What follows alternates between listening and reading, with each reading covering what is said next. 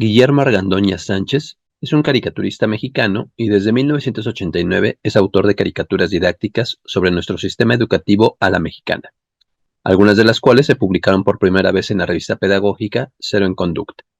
Es autor de libros de caricatura didáctica, La Clase 1 de 1991, La Clase 2 del 2014, Manual de Historieta y Caricatura del 2013 y La Clase 3 del 2018, en Castellanos Editores. También es autor del taller Principios Básicos de Historieta y Caricatura para docentes y estudiantes, con más de 100 talleres impartidos a docentes y estudiantes en todo el país desde el 2004, así como exposiciones de caricaturas sobre el autoritarismo en la escuela.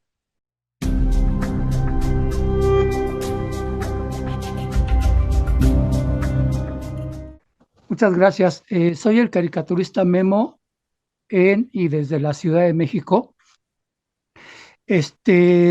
Lo que he estado subiendo últimamente a las redes, llevo 10 meses intentando promover mi trabajo de caricaturista en TikTok. En Facebook lo hago desde el 2006. Pero para mí lo importante en este momento que conozcan es que estoy celebrando 30 años de trabajo de caricatura en un periodo que va de 1989 a 2019. También estoy celebrando un periodo de trabajo muy importante que es el de mi taller de historieta para principiantes como recurso didáctico en la escuela, que a partir de 2004 empecé a llevar a cabo, por ejemplo, en el CREN de Tuxpan, Centro Regional de Educación Normal, porque la directora del CREN vio la propuesta que yo subí por Facebook de mi taller y fue la primera vez que me invitaron a dar un taller a futuras profesoras de educación básica y de educación normal, educación preescolar y educación básica. Entonces, para mí lo importante que sepan es que yo soy el caricaturista Memo de la Ciudad de México y que en este periodo después de la pandemia, que a muchos nos ha costado trabajo reorganizarnos porque hasta el 2019 yo podía realizar talleres presenciales en escuelas normales, en unidades de la Universidad Pedagógica Nacional, en bachilleratos que me invitaban, en primarias. En general, hasta el año de 2019 yo pude impartir más de 100 talleres con un propósito didáctico. En este caso, como lo decía, mi taller Historieta para principiantes como recurso didáctico comenzó en 2004. Y esa es la parte importante de mi trabajo, que ahora estoy intentando, como usted, maestro, eh, promover y profundizar en las redes. Obviamente yo soy generación X, esto de las redes, que aunque el uso de las computadoras, el uso de Internet, prácticamente en el año 2000 yo compré una computadora y empecé a usar Internet, que era muy lento. Pero como los avances se fueron dando muy rápido, yo me concentré en Facebook, me concentré en mi trabajo presencial, en mi trabajo de promoción por medio de Facebook, que me funcionó muy bien hasta que llegó la pandemia. Entonces, ahora, después de la pandemia, seguimos en un proceso de reorganización, de promoción. Y con esta invitación que me hace, maestro, que yo obviamente ya estaba enterado de lo que usted estaba haciendo, por eso es que no me fue difícil decir, bueno, sí, pues con mucho gusto participo, ¿no? Vamos a platicar del asunto del cómic, la historieta, el manga, o el nuevo término que no lo vaya a tomar a mal, maestro, pero los que somos de la vieja guardia, yo no soy vieja guardia, algunos compañeros caricaturistas, yo estoy intermedio ahí. A mí no me termina de convencer la nueva terminología que están usando, sobre todo académicos. Usted sabe perfectamente que historieta, cómic, manga, monitos, cuadriños, es una cuestión cultural, que nosotros en México asumimos mucho que era cómic, pero últimamente yo he estado viendo mucho la frase narrativa gráfica hacia la historieta y hacia el cómic, porque bueno, para mí narrativa gráfica es un tema inmenso, ¿no? y no solamente hacia la caricatura de la historieta. Entonces, cuando yo hablo de cómic o de historieta en México, me refiero específicamente a lo que hacemos en México.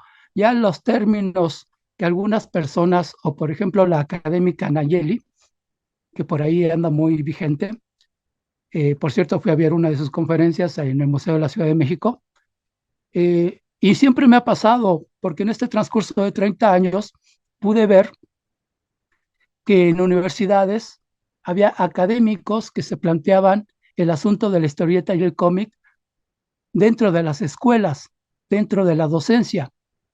Y esa ha sido mi tarea. Digo, para ese momento yo ya estaba dando exposiciones de caricatura y a partir del 2004 talleres de historieta para docentes y estudiantes como un recurso didáctico. Y, y yo escuchaba a los académicos y desde siempre a mí me pareció que el qué está bien. Los manuales, que por ahí hay 2 o 3 manuales de 90 páginas sobre historieta o cómic circulando por internet, es muy importante el qué. Lo que yo me planteé para mi taller fue el cómo, paso por paso, elemento por elemento, lograr que un maestro de cualquier nivel educativo, desde preescolar hasta universitario, sean capaces de crear algo como un personaje de caricatura y darle sentido a, por ejemplo, los primeros 5 elementos básicos de la historieta.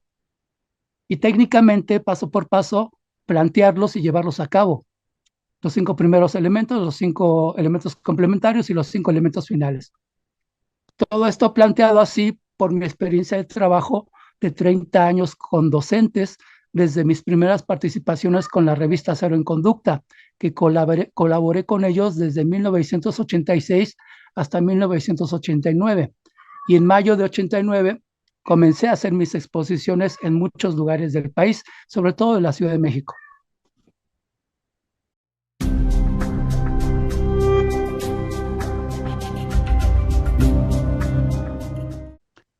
Lo que se ha hecho en la historieta mexicana, lo que se está resaltando actualmente por medio por ejemplo, el caricaturista El Metiche, que con su museo allá en Morelos preserva la memoria de la historieta mexicana. Eso es algo extraordinario que lo haya hecho o lo está haciendo un caricaturista mexicano, el maestro Soto, El Metiche. Esta situación de los académicos que hablan del cómic o la historieta o de los eventos de cómic que terminan siendo eventos comerciales donde se promueve manga japonés, cómic gringo y la historieta mexicana siempre relegada u olvidada sin tomarla en cuenta. Y desde mi punto de vista, obviamente los eventos que se organizan en centros de convenciones tienen un perfil totalmente mercantilista. Yo por eso nunca he participado en esos eventos, ni me ha interesado por el enfoque mercantil y anticultural, porque finalmente que los chicos actualmente, y esto lo empecé a ver desde el 93, 96, con la llegada del manga a México, y luego con la llegada de Marvel a intentar ganar el mercado de nuevo, que lo habían abandonado.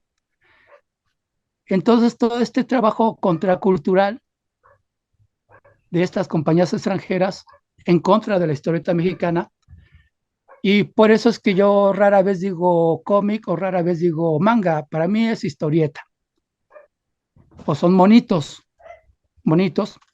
Y ya la cuestión de narrativa gráfica, pues ya cuando la escucho en conferencias digo, pues una conferencia más y está de moda, ni modo. Entonces, cuando me invitan a platicar con gente en las escuelas, sobre todo, pues planteo la situación. Yo no lo estoy hablando desde la academia, lo estoy hablando desde mi experiencia como creador. Creador de 3 libros, la clase 1, la clase 2, la clase 3, mi manual de historieta, muy sencillo, muy básico, pero logra los resultados que yo buscaba. Que cualquier docente, cualquier estudiante, paso por paso, pueda crear un personaje de caricatura, agregar elementos de mensaje y combinar una viñeta con 5 elementos básicos. Eso es lo que siempre logramos. Lo demás, por cuestiones de tiempo, logramos 5 elementos complementarios más, y cuando hay tiempo y dinero, logramos que los estudiantes hagan un pequeño cómic básico, sencillo, con sentido.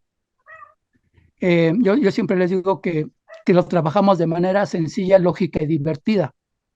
Alguna vez ya lo hicimos en una vocacional allá por Panteones, por el Metro Tacuba. Un profesor que les daba a los estudiantes de esa vocacional la materia una materia técnica. Obviamente el Politécnico es materia técnica, pero el profesor vio mi Facebook y me invitó a tomar su clase, y durante 9 horas, cada clase duraba 3 horas, y durante 3 clases llevé a los alumnos, a su grupo de 40, 50 alumnos, a que paso por paso creáramos un cómic, historieta. Un cómic sencillo, y el tema fue algo que tenía que ver con motores, algo así. Y después de mi taller, al final logramos que los chicos hicieran un pequeño cómic de 4, 5, 6 páginas, que para las 9 horas que invertimos en ese taller funcionó muy bien. Ya luego no logramos aterrizar la idea en el Politécnico, porque la mentada y famosa normatividad nos exigía ciertas cosas que a mí nunca me han exigido en ningún taller, en ninguna presentación, en ningún trabajo que he realizado como caricaturista en muchos lugares del país. Pero el Politécnico sí me lo pedía.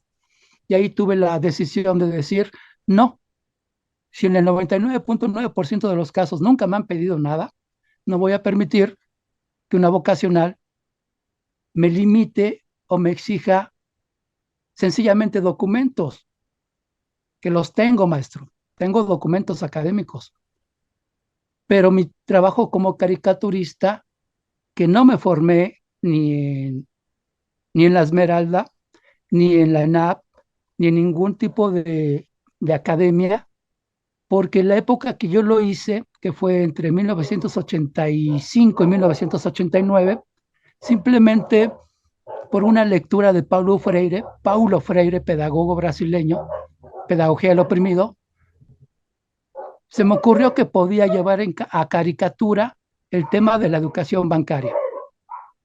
Y lo llevé a cabo, realicé las viñetas, las presenté en la revista pedagógica Cero en Conducta, me abrieron un espacio, trabajé con ellos, pero a partir de mayo de 1989 despegó mi trabajo, porque lo empecé a presentar en exposiciones en la UNAM, en la UAM, en el Politécnico, apoyado por grupos estudiantiles. En ese momento era el CEU. Entonces, las circunstancias, el terremoto del 85, que lo que yo estaba organizando en aquella época del 85 era simplemente ser burócrata. Yo me estaba preparando para ser burócrata. Yo iba a terminar mi educación dentro de la escuela, y todo lo que yo estaba haciendo en ese momento, antes de leer a Paulo Freire, bueno, ya lo había leído, pero en el momento que sucedió el terremoto, yo estaba a meses de tener una plaza dentro de la burocracia del gobierno. Llegó el terremoto, la ciudad se paralizó, y tuve más o menos 6 meses para pensar si mi destino era ser burócrata X, o dedicarme a una cuestión, como en este caso fue empezar a hacer caricaturas, hasta que Cero en Conducta me permitió publicar algunas. En la sección cultural del Universal me permitieron publicar otras. En aquel periódico llamado El Nacional me permitieron publicar otras. Pero el trabajo importante que yo hice fue romper la barrera en la que a mucha gente, usted lo sabe perfectamente, maestro, a mucha gente que no tiene ciertos títulos o ciertos contactos, a mucha gente no se le permite hablar a un grupo de estudiantes, ya sea profesores, estudiantes, docentes, administrativos. La escuela es un lugar cerrado, y pocos, sin tener digamos, lo que decía Paulo Freire en uno de sus principios pedagógicos con respecto a la escuela. Paulo Freire decía que las escuelas deberían estar abiertas a todo aquel que tenga algo importante que decir, siempre y cuando exista un grupo de personas que quieran escuchar a esa persona.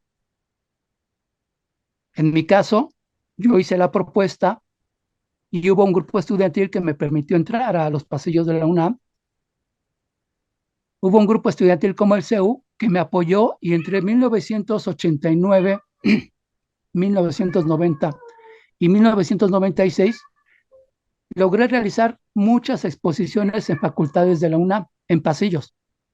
Los estudiantes conseguían los permisos porque era prácticamente imposible que alguien que no tenía títulos o contactos o fuera un artista X, como los de ahora que tienen las galerías, tienen los espacios, tienen los recursos, tienen las becas, y se les abren las puertas simplemente porque tienen los títulos, no el currículum, pero tienen los títulos.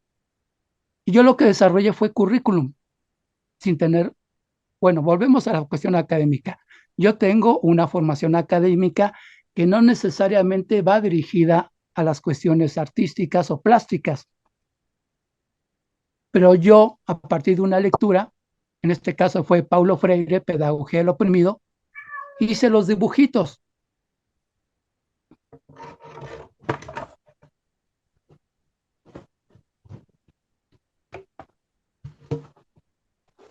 Aquí está uno que es el clásico de aquella época. Sobre la cuestión de los exámenes, cuando le preguntan exactamente a los alumnos lo que no estudiaron, las contradicciones de la relación maestro-alumno y lo que decía Paulo Freire también con respecto al enfoque autoritario de la educación. Y la cuestión que él exponía es que las escuelas se practica la educación bancaria, donde cada día, determinados días, todos los días, prácticamente todos los días, en un salón de clases a un grupo específico de muchachos primaria y secundaria, una persona llega y hace depósitos de conocimiento en las supuestas cabezas vacías de los alumnos. Eso a grandes rasgos es el concepto de educación bancaria que Paulo Freire plantea en Pedagogía del Oprimido, dentro del enfoque autoritario de la educación. Obviamente, maestro, esto es muy viejo. Paulo Freire lo escribió en los 60, pero es vigente. La estructura escolar prácticamente no ha cambiado. Sigue siendo el profesor con un grupo de muchachos. Las generaciones cambian, obviamente. Ahora, en tono de broma, se decía que tenemos una escuela del siglo XVIII, XIX, con profesores del siglo XX y con alumnos del siglo XXI. Obviamente la contradicción es obvia. Pero seguimos batallando con la misma estructura escolar. Y mi tarea como caricaturista fue observar el asunto y plantearlo en dibujitos. Estos dibujitos, aquí le tapo un poquito Hay un símbolo que ya dejamos de usar para explicar el autoritarismo. Ya lo cubro porque ya no tiene sentido. En las próximas ediciones que hagamos, en cuanto tengamos más trabajo y más dinero, haremos una edición especial de 30 años de mis caricaturas de la clase. Ahí está, más o menos.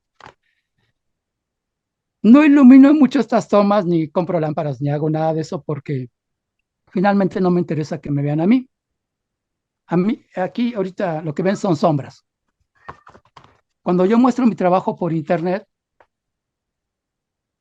y por ahí van viendo uno que otro dibujito bien o mal iluminado, cuando es más temprano se ven mucho mejor, pero en este caso yo ilumino con una o dos lámparas, yo medio me veo, lo que me interesa es que me escuchen y ya luego comentaremos por qué tan poquita luz, ¿no? Porque finalmente no estamos en una alfombra roja.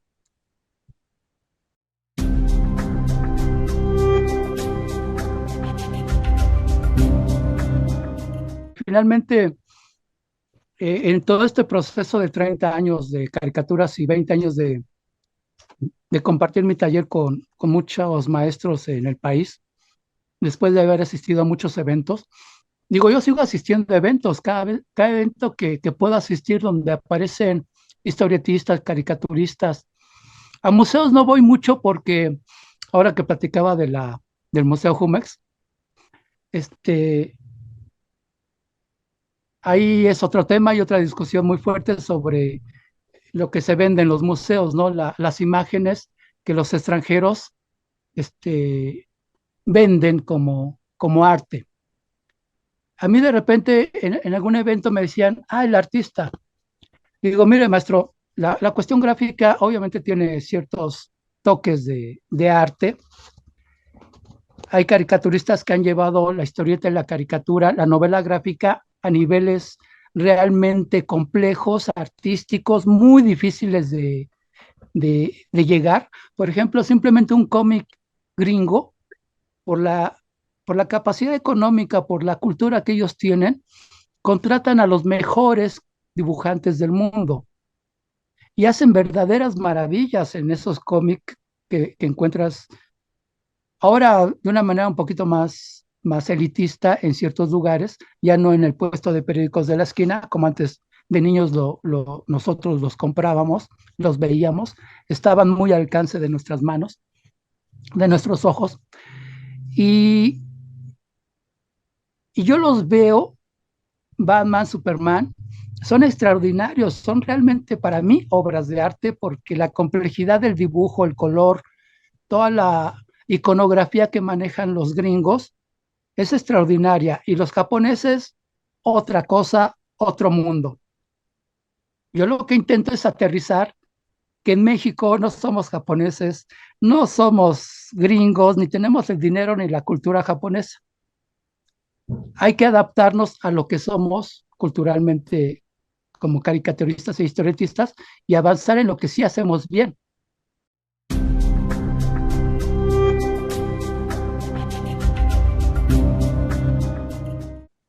Hola, ¿qué tal? Muy buenas tardes, maestro Memo, qué gusto. Bueno, unas cuantas cositas. Primero, pues qué gusto verte. Ya recuerdo que más o menos hará 13 años, 14. No sé si fue Jorge Hernández Páez de mi plantel de maestro de filosofía. Digamos, llegó a un acuerdo contigo y este taller que estás mencionando de para principiantes, donde nos das los elementos de la viñeta, lo compartiste con nosotros, ¿no? Y puedo decirte que fue muy valioso para mí porque es el taller que trato de transmitir a mis estudiantes, ¿no? O sea, es magnífico y hasta la fecha sigo usando el material que tú felizmente nos proporcionaste, ¿no? O sea, con toda la paciencia, la amabilidad, y bueno, también este libro de la clase que también hiciste a favor de distribuir. Y bueno, definitivamente, yo estoy de acuerdo, soy pedagoga, y sigo pensando que, aunque tenemos muchos cambios, y de hecho nuestro proyecto educativo donde trabajamos el maestro Aarón y yo, apunta más a una visión crítica. Con todo, muchos de los profesores procedemos de la escuela tradicional, ¿no? Entonces, seguimos siendo a veces un tanto depositarios, ¿sí? Bancarios. Entonces, nunca sobra, o sea, no va a sobrar el que llegue a alguien y nos comente que podemos darnos una amplitud, ¿no? Entonces, fue muy bueno. Yo, en el momento en el que publicaron a quien iba a entrevistar hoy, dije, no, yo perdón, hoy sí, tengo que apartar todo este espacio porque, bueno, además de decir mi admiración por ti, por tu trabajo y que hasta la fecha pues siga ese camino, ¿verdad? Y bueno, yo me acuerdo un poco de lo que está diciendo Aarón, sí me parece también un poco controversial. No se vayan a pelear mucho porque estoy aquí, no quiero ver golpes, pero sí me hace ruido, ¿no? Esta parte como la parte nostálgica, pero también esta como movernos un poco a lo extranjero tampoco es tan valioso. Esa vez en el taller me acuerdo que algo así como con los guantes, ¿no? Desde los guantes son de las caricaturas gringas, ¿no? Los guantes y los zapatos. Yo dije, oh, por Dios, entonces tuve que hacer una flor descalza y sin guantes, ¿no? O sea, me quedó lindísima, pero me acordé de esta situación, o sea, ¿por qué, no? Entonces yo veo que sí, hay situaciones en las que, como decían de esos compañeros, oye, es que no me dejan hacer esto que se me antoja. Digo, bueno, habrá quien gusta moverse a este otro espacio, donde a lo mejor está rescatando de lo gringo, de lo manga, se vuelve medio ecléctico, y sin embargo también está apuntando a la riqueza cultural y educativa, porque pues nos estamos transformando como sociedad mexicana, ¿no? O sea, no somos personas estancadas, o sea, finalmente no somos depositarios tampoco en la parte de la narrativa gráfica o de la historieta o de cualquier, de un tema como ¿no? Que para mi gusto, cuando tomo tu taller, y pasan todos los años, yo me siento atraída por el taller que da Aarón para la Universidad de Guanajuato, pero bueno, trayendo y arrastrando lo que tú nos habías compartido en aquel taller años atrás, ¿no? Entonces, siempre con el paso del tiempo le voy tomando más sabor, más gusto y más encanto a esto de la narrativa gráfica, ¿no? A conocer el material y por supuesto hay posibilidad de tener como muchos elementos que, bueno, en este caso a mí me parece todavía más llamativo, que es el de la parte educativa, ¿no? Esto que haces como el acercarte tanto a los estudiantes, a los profesores, como con nosotros en aquel taller, pues no cualquiera se da el chance de hacerlo, ¿no? O sea, si no fuera por este acercamiento que hace Aarón en este momento y con los otros compañeros con los que hemos tenido oportunidad de platicar o conocer, pues casi no habría, ¿no? Y bueno, esta persona que tienes, maestro, de verdad se me hace magnífica. También siento un poquito, a lo mejor mi inclinación a la visión de Aarón con respecto a la narrativa gráfica en tanto amplia, y porque se da a veces un pleito con los literatos, ¿no? A lo mejor es como en defensa de del mismo trabajo que implica. Los literatos tienden a denostar el trabajo del historietista. O sea, piensan, ay, no, pues no, o sea, perdón, no es lo mismo que escribir un libro, señores, ¿no? Entonces, de repente, a lo mejor una necesidad interior de llamarlo narrativa gráfica, en el afán de decir, pues, ¿qué te crees, no? Voy a usar mi léxico francés, ¿no? Podría ser mayor chingonería tener una narrativa gráfica que un texto todo corrido, ¿no?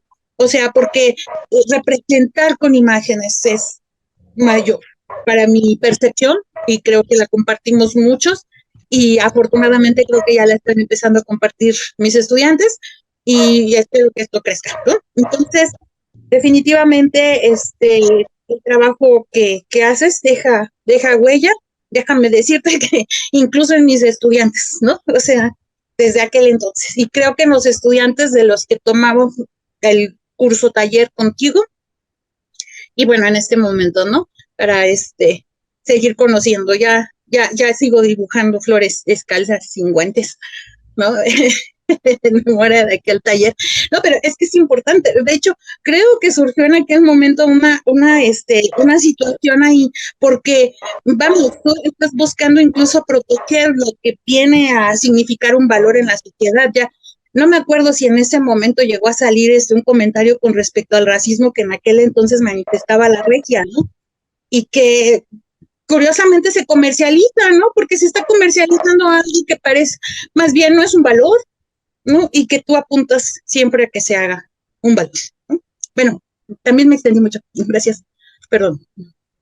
Sí, muchas gracias, profesora. Qué bueno que recordamos ese taller que hicimos con un grupo de maestros. El maestro Páez participó, por supuesto, y recuerdo al maestro Páez allá en una preparatoria rumbo a Puebla, muy cerca de un reclusorio o de algo que parecía un reclusorio. Es más, lo que había sido la famosa cárcel de mujeres. Así es. Entonces, sí, claro que me acuerdo muy bien de esa presentación, de cómo platiqué con un grupo de estudiantes, cómo dimos el taller con los profesores. Ese tipo de experiencias que compartí en ese momento con profesores de las preparatorias del gobierno de la Ciudad de México, que pude hacerlo por lo menos en 3 o 4 de las preparatorias. Son las experiencias importantes de más de 100 talleres impartidos en 20 años. Y ahora que estamos en una nueva etapa, yo no tengo problema en discutir con el maestro Aarón, porque estamos en una etapa política. Obviamente tenemos visiones distintas, tenemos un objetivo común, podemos tener visiones distintas y podemos aterrizar ciertas cosas. Ahora que el maestro Aarón hablaba de la nostalgia y usted también, profesora,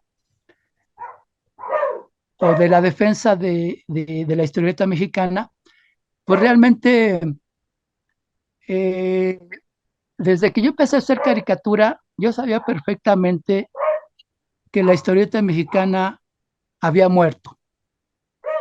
Adiós a la historieta mexicana. Adiós, Memín Pinguín. Adiós, maestro, el creador de la familia Burrón, maestro Vargas. Adiós. Adiós, Sixto Valencia. Adiós, grandes creadores de la historieta mexicana. Porque, porque la industria desapareció. La industria murió. Ya no se podían hacer los 800,000, 800,000 ejemplares que cada semana se publicaban de determinadas historietas mexicanas. En los 70s, 80s, en los 90s ya, simplemente ya, pues ya no. Seguramente ya te diste cuenta que los amigos del Gallito Inglés, aquellos de los 90s que hicieron esa famosa publicación del Gallito Inglés, acaban de publicar su libro El último canto del gallo. Yo los felicito porque tuvieron la capacidad de organizarse de nuevo para sacar ese producto que en los 90s conocimos, que yo compraba, por ejemplo, yo iba allá a la UNAM, a donde están los cines, y había un puesto que siempre tenía ahí el gallito. A mí me encantaban las portadas de un tal Gutiérrez. Eran unas portadas que a mí me encantaban. Las historietas, como lo dicen ellos mismos, no eran historietas que tuvieran el tema político o pedagógico, pero principalmente no era el tema político, era lo que a ellos les interesaba decir con sus historietas. Y ese era un punto que resaltaba y decías, bueno, esto es, gráficamente están padres, las portadas están padres, cada mes se publica una, y los que nos interesaba eso, íbamos y la comprábamos. Eso ya no formaba parte de la época de oro de la historieta mexicana, ya eran proyectos grupales o personales de individuos que querían decir algo. Y en ese momento, pues un editor los apoyó y las revistas en los 90 se publicó, como en mi caso, que mis amigos de Castellanos Editores, desde el 90-91, me apoyaron muchas veces para que yo pudiera hacer, cada vez que yo requería 1,000 ejemplares de esto, ellos me apoyaban, me hacían presupuestos accesibles para que yo pudiera tener mi libro. Yo sí pude hacer autofinanciable mi trabajo con exposiciones, venta de carteles, venta de separadores, y por lo menos 10 años pude hacerlo autofinanciable, combinado con trabajo editorial, combinado con colaboraciones con grupos de trabajo sobre adicciones, con grupos de trabajo sobre psicología. Asistí a muchos eventos de AA acompañando a un autor, asistí a muchos eventos de profesores de psicología y pedagogía, promoviendo publicaciones de mis amigos editores, promoviendo lo mío y promoviendo las publicaciones de otros amigos, porque en los primeros 10 años de mi trabajo fue así como que el boom y pude hacer financiable muchas cosas. Ya luego viene la parte en la que te cansas, cambias un poquito el perfil de trabajo, porque yo decidí en algún momento que mi trabajo ya no iba a ser para universitarios, ni para estudiantes de universidades, ni de prepas, ni de CCHs. Yo decidí más o menos a finales del 99 que mi trabajo iba a ser dirigido específicamente a docentes, gente de la UPN, gente de escuelas normales. Aunque había mucha venta que yo podía hacer en escuelas públicas, UNAM, Politécnico, UAM, eso lo hice 10 años, pero ya no quise hacerlo después, porque en algún momento pensé que si mi trabajo didáctico o político iba a trascender con respecto a la crítica que yo hago de la estructura escolar, si mi trabajo iba a trascender a través de los maestros, a través de la experiencia de compartirles un taller, compartirles caricaturas, que son caricaturas que ya llevan muchos años circulando, a veces muchas, a veces pocas, pero cualquiera que google en internet caricaturista Memo, caricaturas de la clase de caricaturista Memo, hay muchas caricaturas mías. En total pueden ser 300 de mis 3 libros. Pueden estar circulando un promedio de 100, 150 caricaturas. Son muchas y cualquiera las puede ver, cualquiera las puede retomar. Y de hecho hay profesores que la retoman, por ejemplo, la caricatura de la educación bancaria. Un día un estudiante me mandó un correo electrónico y me preguntaba, oye Memo, el maestro nos dejó de tarea hablar de esta caricatura en clase, ¿qué significa? La caricatura de la educación bancaria, donde están los niños banca, el maestro autoritario. Le digo, mira, yo con mucho gusto te contestaría qué significa, pero las caricaturas, en mi caso, yo las hago, las subo a internet, las expongo, las vendo en mi libro y las dejo ir. No me detengo a explicarlas. En ciertos casos las puedo explicar, le digo a la chica, le puse por el correo, siempre y cuando, si les interesa tanto el tema, pues invítame a tu grupo, voy y hablo con tu grupo, con tu maestro, con tu grupo, y hablamos de esa y otras caricaturas y hablamos en general de mi trabajo. Como lo estamos haciendo hoy aquí, Aaron, no estamos hablando de una sola caricatura o de un solo tema. Y solamente de esa manera yo me puedo mover o prestar para hablar de mi trabajo. Y bueno, no puedo estar contestando tareas de estudiantes. Intenté ser lo más amable posible para que la chica no se ofendiera. Obviamente me mandó al demonio porque no le hice la tarea, ya no me contestó, ya no me dijo nada. Pero pues así es esto, habrá gente que nos toma en cuenta, mucha gente que nos ignora, pero en general yo creo que en 30 años fui muy tomado en cuenta por los grupos que a mí me interesaban, debían tomarme en cuenta. Ahora por las redes, ojalá y tenga mayor difusión con la gente que conoce mi trabajo y mucha gente que no lo conoce. Más o menos por ahí va el asunto. En general estamos de acuerdo. En general, estas pláticas para mí deben servir pues para aterrizar ciertas cosas, como te decía, lo de los amigos del gallito inglés, de lo que hace el maestro Metiche, y lo que hace la docente, la académica Nayeli, y pues todo ese trabajo hay que observarlo, hay que comentarlo, y en la medida de lo posible hay que aterrizarlo. Y mi trabajo en este caso es aterrizar que docentes y estudiantes a distancia tomen en cuenta esta propuesta y si la podemos hacer a distancia, pues con mucho gusto vamos a hacerla. Vamos a hacer un taller a distancia para explicar esto que ya la profesora que está aquí acompañándonos, la profesora Isabel, ha comentado y que me da mucho gusto que me haya recordado esa participación en esa preparatoria del gobierno de la Ciudad de México.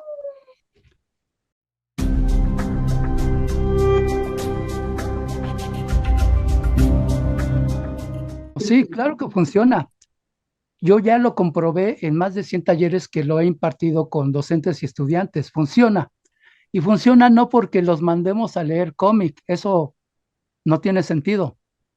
Ni porque yo les pida que lean mi libro. Mi libro no tiene sentido que pedirles que lo lean. Lo compra el que quiere porque ven que mi trabajo tiene sentido y lo quieren tener y me lo compran.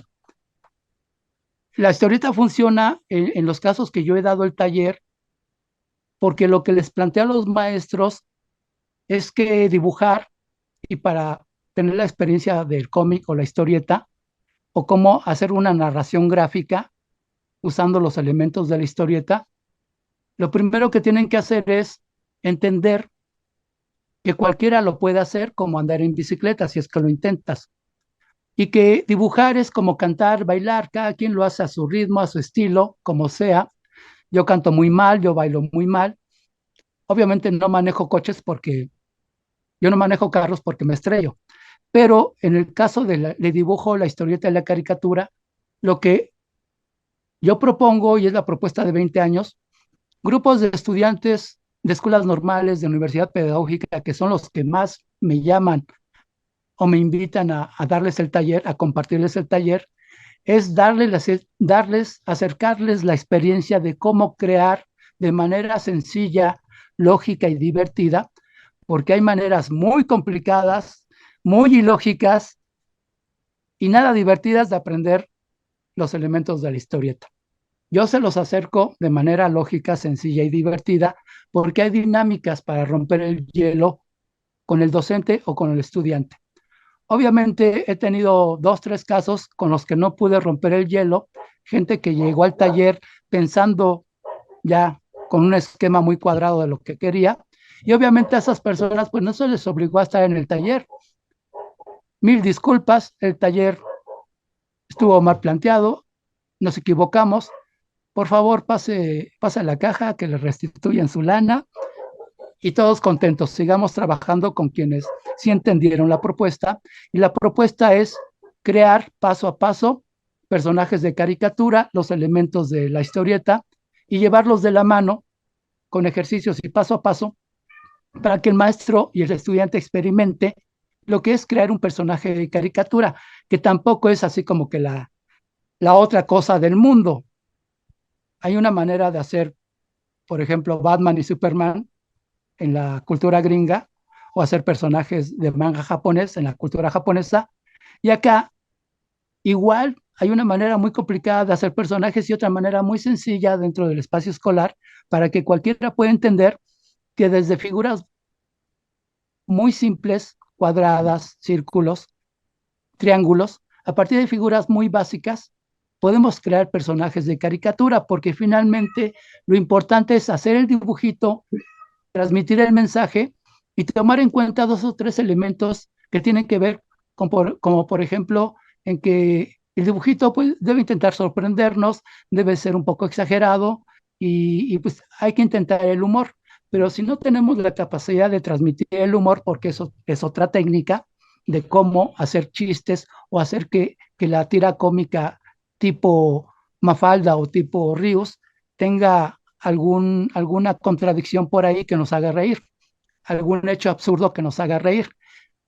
Como eso es más complicado, nos basamos en que la técnica de la historieta, como lo planteó en mi taller, pues básicamente, y la cosa curiosa y la cosa divertida, se va generando a partir de la dinámica que hay con el grupo, porque todos participan y a partir de las famosas inteligencias múltiples, les planteamos que, bueno, pues, el trabajo interpersonal, el trabajo intrapersonal, esos dos son importantes. La dinámica del grupo, la introyección o la parte subjetiva que desarrollamos en ese espacio de tiempo para crear un pequeño personaje de caricatura que luego sirve para que transmita un mensaje sencillo, bien escrito, y ya luego los diálogos, y ya luego la viñeta, y ya luego la tira cómica, y al final una página de historieta usando el formato que funcionó en México muchos años. Te lo planteo muy sencillo. La historieta mexicana básicamente eran 4 viñetas por página. El cómic gringo de 5 a 9 viñetas, más complejo. Y el manga japonés puede ir hasta 12 viñetas por página. Entonces nosotros lo aterrizamos a que muy bien podemos trabajar una página de historieta con 1, 2, 3, 4 viñetas. Y lo logramos, ya lo hemos hecho. Obviamente hay personas que nunca las vamos a convencer. Necesitamos trabajar con gente que diga, ah, bueno, eso tiene sentido, porque hay escuelas normales que le han encontrado sentido y me han invitado y me han pagado para dar el taller. Me han llevado, pagándome viáticos, pagándome el taller, a muchos lugares del país. Últimamente no, porque la situación de la pandemia nos ha complicado mucho las cosas a todos para movernos. En este caso, si yo quisiera moverme ahorita a Tapachula, sería muy complicado porque hay un docente que quiere invitarme por allá. Complicadísimo. Lo que le estoy planteando a mi amigo docente de psicología educativa allá en Tapachula es que intentemos hacerlo vía virtual, vía Zoom. Y pues de esa manera podemos compartirlo con un mayor número de estudiantes y con un mayor número de docentes. En ese caso, pues el trabajo es de mi amigo profesor de por allá, que haga la propuesta y que se reúnan los grupos, ¿no? Para que yo les pueda compartir. Es así como a mí me ha funcionado y así lo he llevado a cabo 20 años. Ya las otras cuestiones, como plantean tus camaradas o las otras personas que has entrevistado, pues obviamente, ya sabes, siempre hay grupos, siempre hay mafias y siempre pues, el asunto de grupo, pues te van a recomendar lo que ellos conocen, lo que ellos hacen. Y en mi caso, pues es una cuestión técnica, totalmente técnica y pedagógica en lo más que he podido hacer. Y la cuestión política, pues nunca la incluimos porque me decían una vez en un taller, ah, bueno, ahora voy a poder burlarme del director. Le digo, mire, maestro, el taller, la técnica es para plantear situaciones positivas, objetivas, de buen gusto. Si usted quiere tomar esta técnica para empezar a echarle tierra a X persona de su escuela, ese es su problema. Mi taller no plantea eso. No estamos aquí para hacer política ni para burlarnos de nadie. Estamos aquí para desarrollar la técnica y compartirla con ustedes docentes y a través de ustedes con los estudiantes. Todos estos detalles pues los platicamos en el taller conforme se va dando la situación.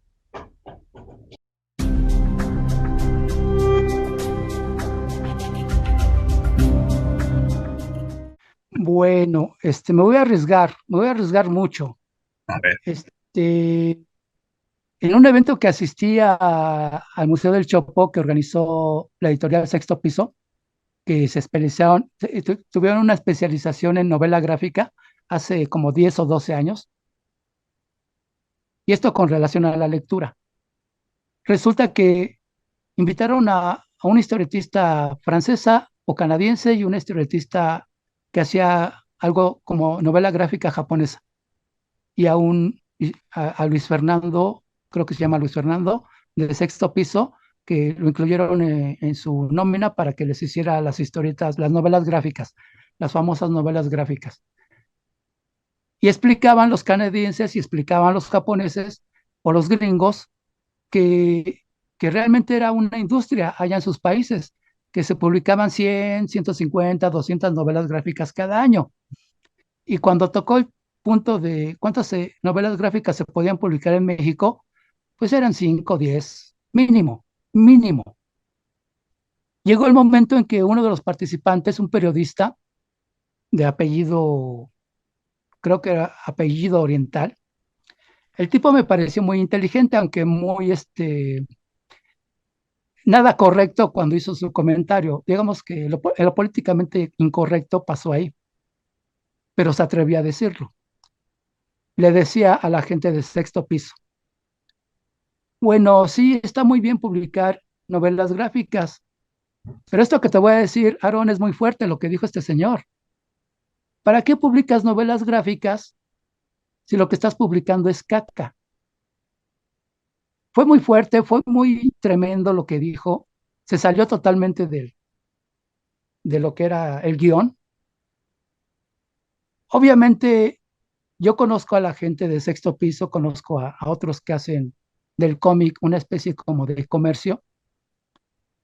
Y bueno, yo no critico al historietista, caricaturista Luis Fernando, que tiene su capacidad, tiene su currículum. es importante como historietista, por eso está ahí haciendo novela gráfica.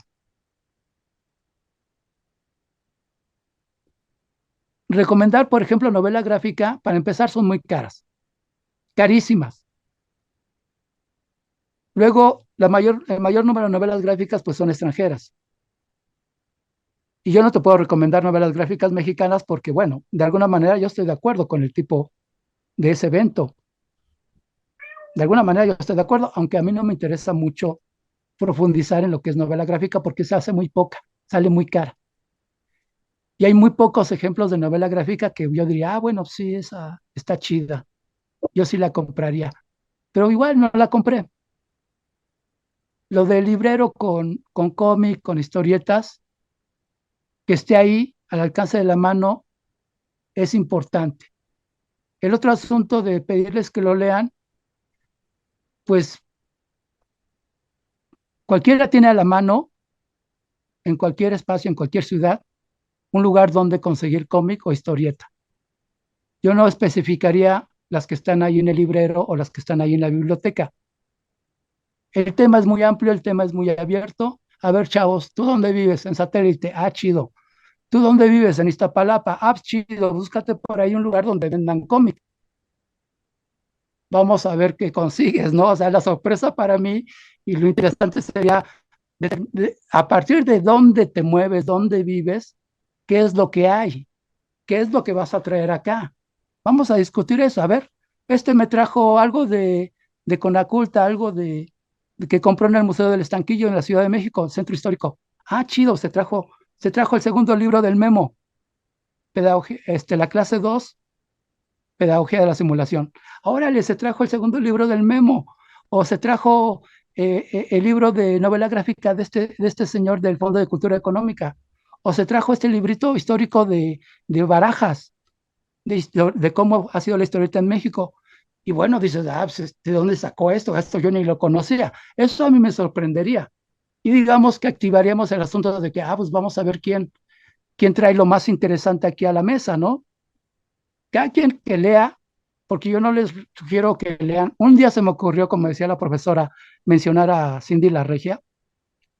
En un caso resultó contraproducente porque hubo una chica que pensó que yo lo estaba recomendando. Yo estaba hablando mal de ese tipo de historieta, de alguien del norte, un tal Cocamonga o Cucamonga, algo así, se apellida el tipo.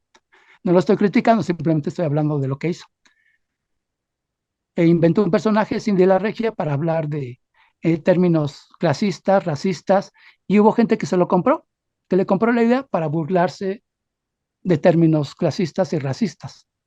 Eso, aunque yo no lo recomendé, hubo gente que lo tomó como recomendación y esa chica le encantó porque ella en el fondo pues trae su rollo racista, no antirracista, porque en el libro nunca aclara que es un libro antirracista, simplemente deja fluir el personaje, deja fluir el libro y creo que hasta una película le hicieron. Por eso me cuido mucho de recomendar y más bien dejémoslo abierto.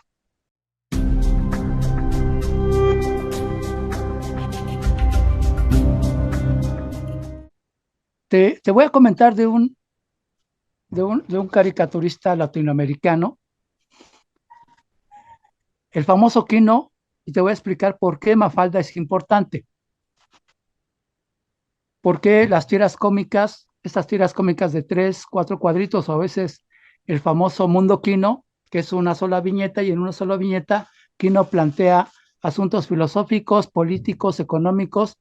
Quino plantea prácticamente cualquier tema y las contradicciones del tema. Y gráficamente algunas se entienden, otras va a costar trabajo entenderlas, pero sobre todo la serie de Mafalda con los personajes, que son muy sencillos, prácticamente todo el texto que pone Quino en una viñeta, en una tira cómica de Mafalda, prácticamente todo se entiende, es fácil de entender. Es muy difícil que alguien no lo entienda. Yo hablo de Quino, podría hablar de otros 20, pero hablo de Quino porque además Quino sigue estando a la mano, no es caro. Hay otro que me voy a arriesgar, Kino te planteo porque se entiende gráficamente, es muy bueno, gráficamente es muy bueno, filosóficamente lo que plantean no son tonterías, son cosas importantes y hay humor, un gran sentido del humor.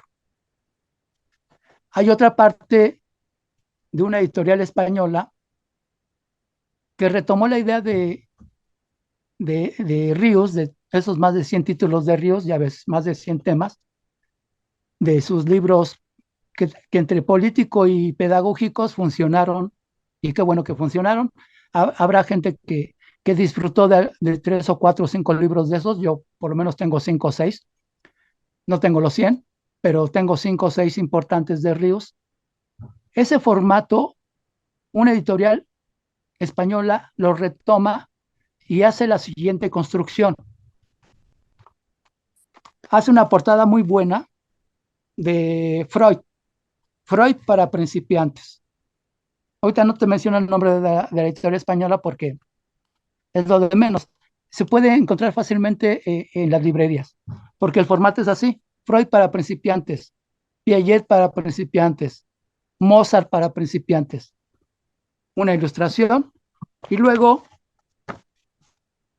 mitad texto y mitad viñeta. Todo el formato es así. Cada librito debe costar entre 150 y hasta 200 o 250 pesos. Creo que yo compré uno en 150 pesos hace como 10 años.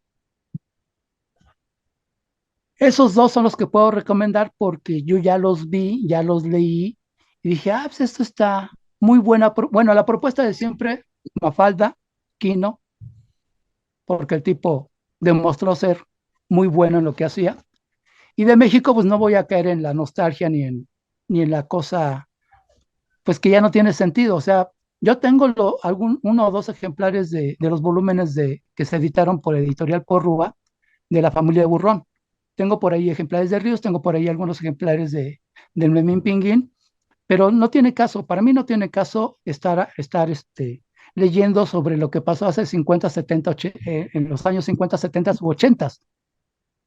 Tiene caso por los temas de Quino, porque son temas muy globales, la familia, la política, todavía eso se puede entender.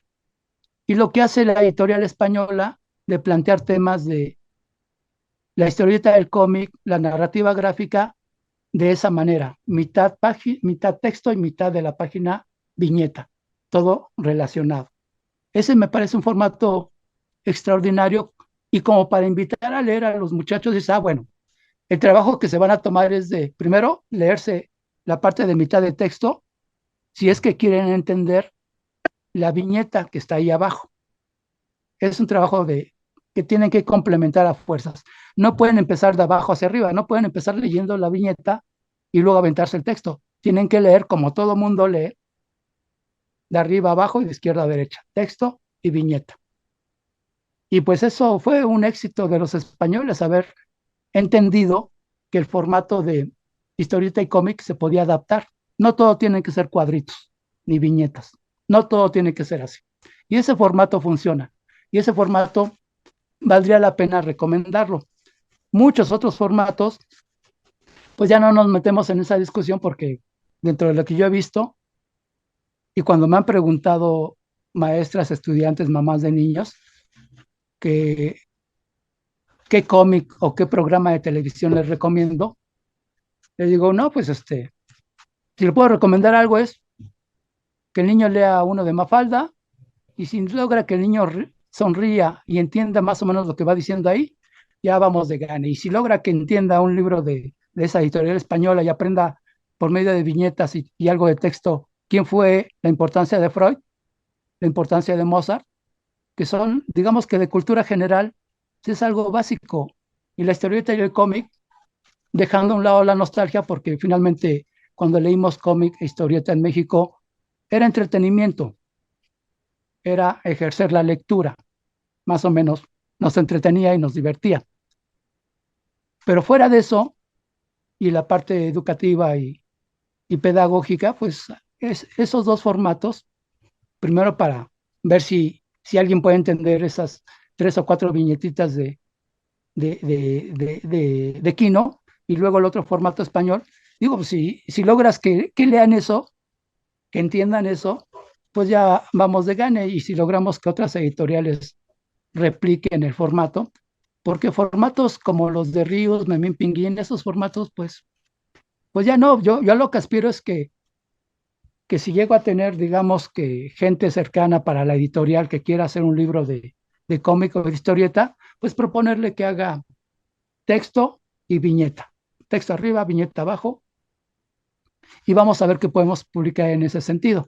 Yo en algún momento lo voy a intentar, cuando termine mi libro número 4, que son puras viñetas, porque mi formato es ese. El formato que yo he explotado siempre es, cada página es una viñeta, y ahí queda. He estado agregando bloques de texto, voy a intentar agregar en los próximos libros un poco más de texto, pero hasta ahora a mí me ha funcionado mi propio formato. Y como ahorita el único problema que tengo es de efectivo para poder pedirle a mis editores que me hagan mis libros, he logrado hacer este muchas veces, el segundo todavía lo tengo que reeditar más veces, el tercero está ahí en PDF, que lo dibujé entre 2016 y 2018, y ahora lo que estoy buscando es en el próximo año, en este y el próximo año, terminar una serie de 80 viñetas con mi libro número 4 titulado La clase en el poder 4 o El pequeño fascista que todos llevan dentro. Eso ya es más político. Y porque, bueno, se supone que ya ahorita, en este año, ya estoy entrando en una etapa de trabajo más político. Es pedagógico mi trabajo, como lo decía Paulo Freire, pero vamos a intentar llevarlo más hacia lo político, viñetas de personajes políticos y mostrarlos en un libro titulado La clase en el poder 4. Y mostrar ese tipo de personajes y, y si no se puede publicar, pues ni modo, lo subiremos a las redes y dejaremos que circulen libremente esas caricaturas que son caricaturas retrato. Específicamente así se llaman, caricaturas retrato, que son los famosos cartones políticos.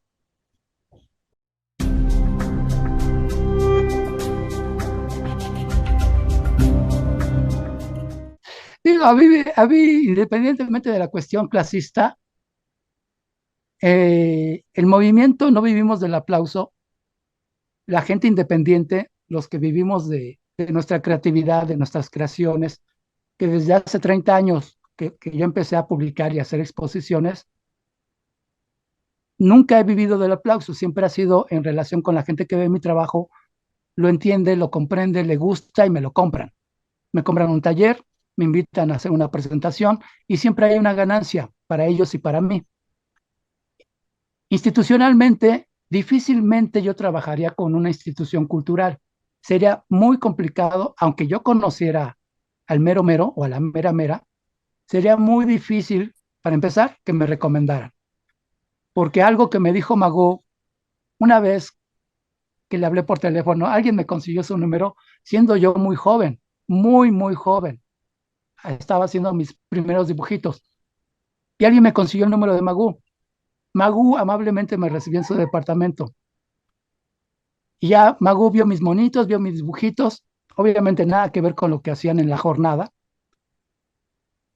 Vio que el tema era educativo, la escuela, y me explicó.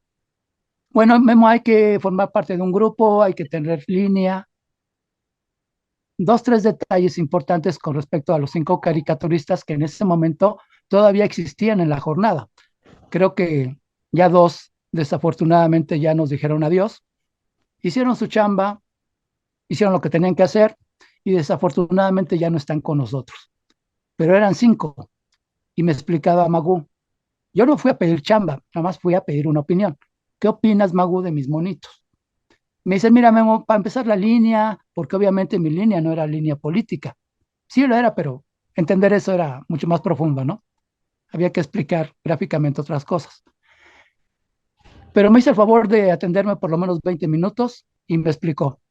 De los 5 caricaturistas, dice, que estamos aquí en nómina en la jornada, no puede entrar nadie más hasta que no se muera uno.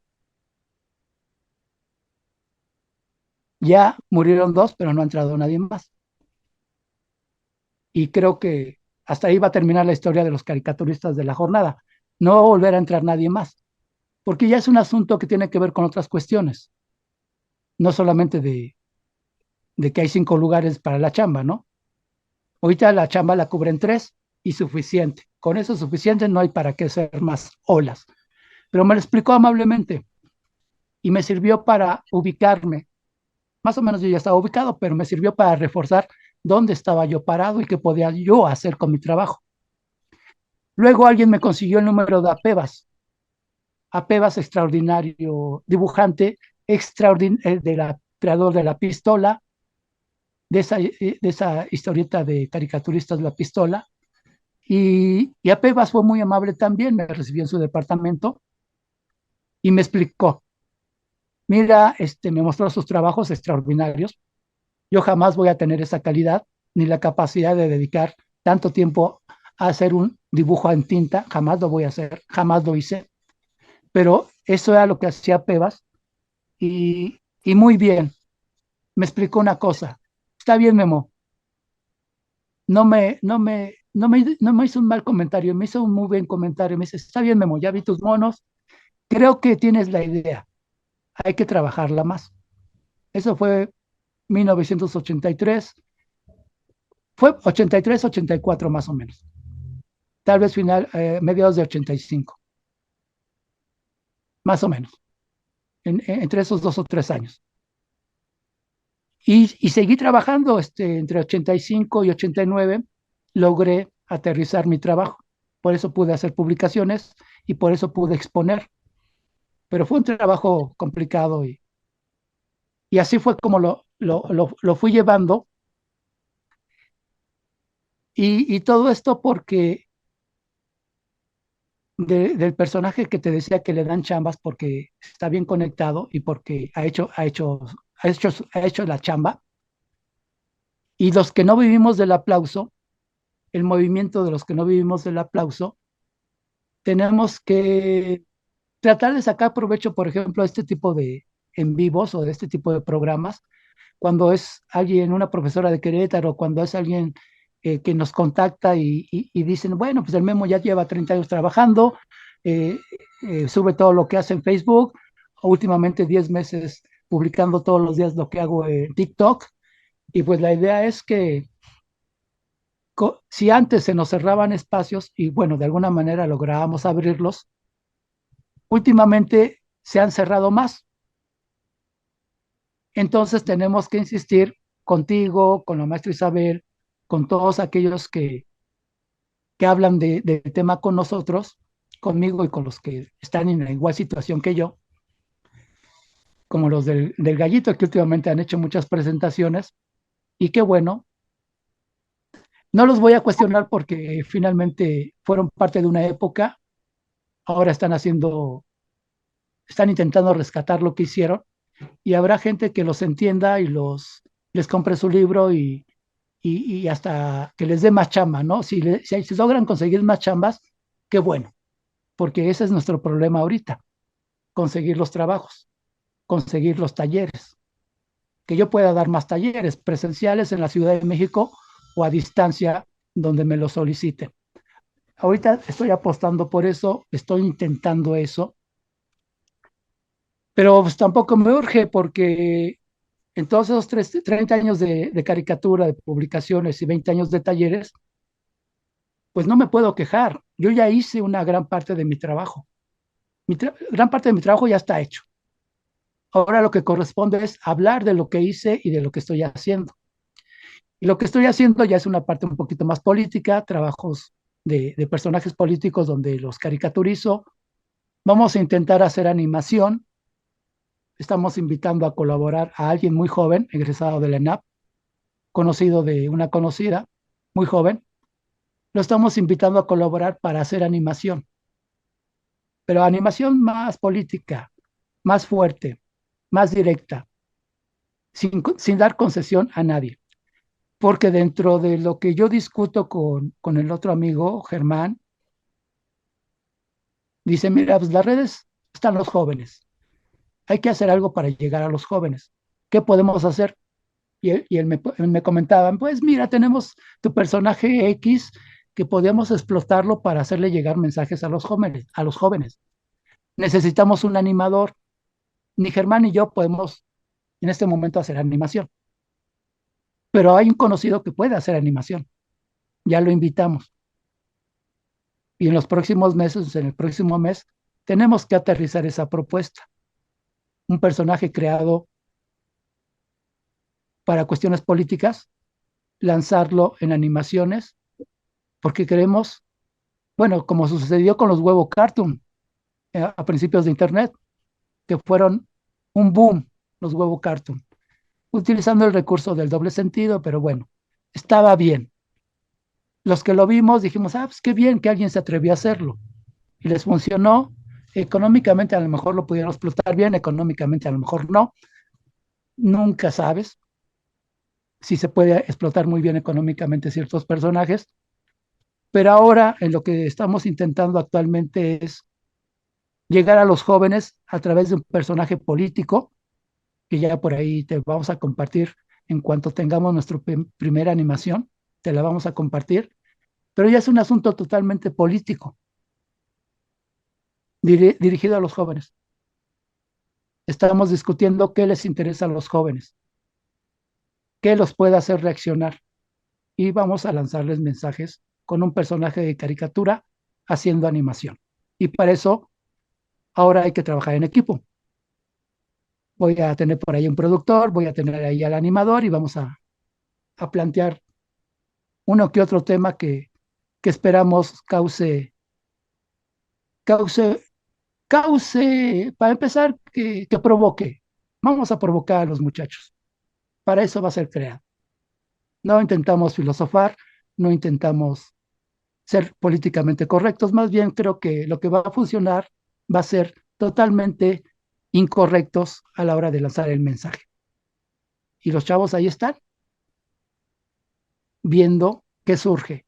Y en esta etapa política totalmente en el país, vamos a, vamos a lanzar mensajes en animación para provocar.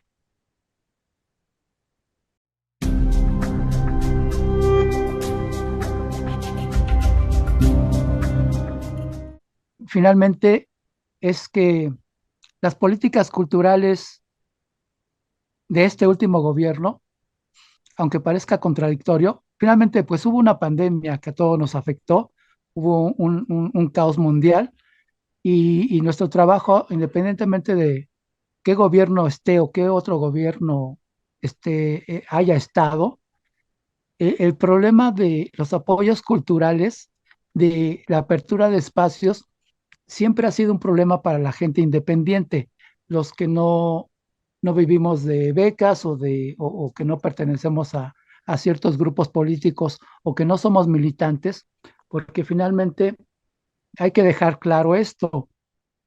Hay algunos personajes que nos dedicamos a la creación que aunque tengamos simpatías por ciertos grupos, no somos militantes,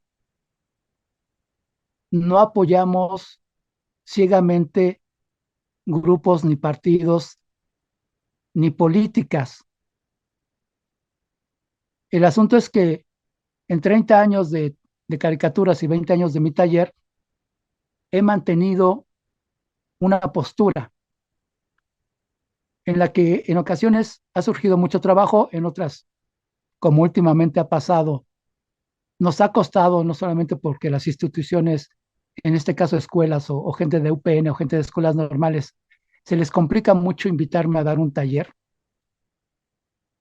Y la misma complicación yo la siento cada día, salir de la colonia, tomar el metro y tomando en cuenta que yo vivo en una zona de la ciudad que aparte del caos mundial y de la pandemia, agrégale que el metro se desplomó en la estación Olivos en mayo del 21.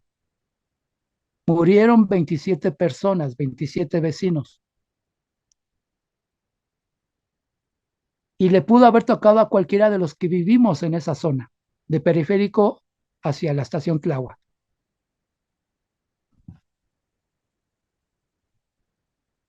Yo cada año, cada mayo, voy a estar recordando el asunto. Los culpables, sabemos muy bien quiénes son los tres culpables, pero políticamente no los van a meter a la cárcel porque ese tipo de negligencias, ese tipo de trabajos sucios que hacen los políticos o los empresarios como Slim, que construyó ese metro con las patas. Y es obvio que lo construyó con las patas porque después de que se cayó o desplomó el metro, se llevaron casi 2 años en reforzar estructuralmente cada centímetro del metro línea 12. ¿Por qué lo hicieron así? Porque obviamente estructuralmente lo hicieron con las patas, por eso se desplomó en Olivos y por eso murieron 27 personas. Negligencia, malos tratos, corrupción. Y el primero, Slim. Obviamente nunca lo van a tocar porque este tipo de personajes son socios de los gobiernos, no importa el color, no importa el color del gobierno que esté actualmente. Personajes como Slim siempre van a aterrizar de pie, no importa lo que pase. Y no hay ningún gobierno que se atreva a tocarlos de ninguna manera. Más bien los tocan, les tocan la puerta para hacer negocios. Pero así es la política aquí y en China, no importa. Pero la gente de a pie, los que no vivimos del aplauso, los que sabemos que esto no es una alfombra roja y que tenemos que hacer el esfuerzo todos los días, pues lo que buscamos es coincidir con la gente que entiende esto, ¿no? Que la cuestión política, como decía Paulo Freire, también, él decía, toda relación política es una relación pedagógica y toda relación pedagógica es una relación política. Entonces, aunque yo te diga que actualmente mi trabajo se va a orientar más a cuestiones políticas, tiene que ver también con pedagogía y con educación.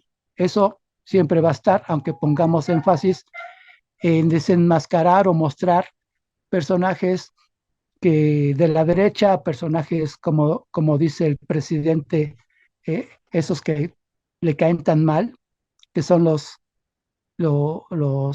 progres buena ondita, que hay muchos dentro y fuera de su propio gobierno, pero él se refiere sobre todo a los de la derecha, pero también los hay dentro de Movimiento de Regeneración Nacional. Y pues la tarea de quienes vemos toda esta situación de manera crítica y tenemos el recurso de la historieta y la caricatura y ahora la animación, pues nuestro trabajo es mostrar, difundir, lanzar, en este caso lanzar a las redes, lanzar al espacio este tipo de propuestas y en ese camino pues encontraremos gente que coincida con nosotros. Obviamente también encontraremos gente que nos va a cerrar las puertas, nos van a atacar,